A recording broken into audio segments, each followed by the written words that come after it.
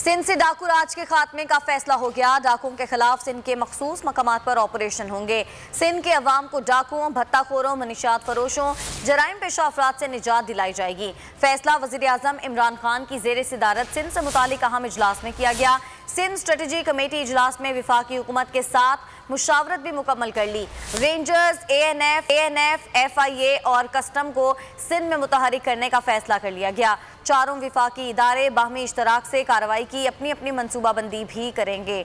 आपको खबर दे रहे हैं, सिंध से डाकू राज के खात्मे का फैसला हो गया है। डाकुओं के खिलाफ सिंध के मखसूस मकामात पर ऑपरेशन होंगे और मखसूस मकामात पर ये ऑपरेशन होंगे। सिंध के अवाम को डाकुओं, भत्ताखोरों, मनीशात फरोशों, जराइम पेशा अफराद से निजात दिलाई जाएगी।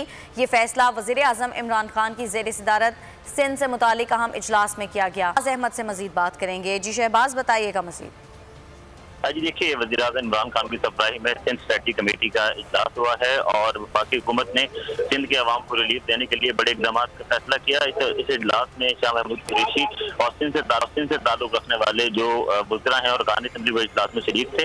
हुकूमत ने फैसला कर लिया कि सबसे पहले सिंध से जो डाकू राज है उसको खात्मा किया जाएगा। 4 बड़े इदारे जो वफाक के हैं सिंध में उनको मुतारिक करने का फैसला किया जाएगा। FIA और कस्टम को मुतारिक किया जाएगा। डाकुओं के खिलाफ सिंध के जो मखसूस मकामात हैं वहाँ पर ऑपरेशन होंगे। चारों वफाकी इदारे बाहमी इश्तराक से जो है वो कार्रवाई करेंगे, अपनी मनसूबाबंदी करेंगे और अवाम को रिलीफ फराहम करेंगे। इजलास में फैसला किया गया है कि सिंध में अमन व अमान को यकीनी बनाया जाएगा। इमरान खान ने कहा कि का मुआवजा करेंगे और सिंध के अवाम को मुश्किल वक्त में तनहा नहीं छोड़ेंगे और हम सिंध के अवाम के साथ खड़े हैं। और साथ ही इजलास में ये भी तय हुआ कि वज़ीर आज़म इमरान खान हर माह जो है वो सिंध के जो इलाके हैं वहाँ का दौरा भी किया करेंगे। ठीक है शहबाज, बहुत शुक्रिया।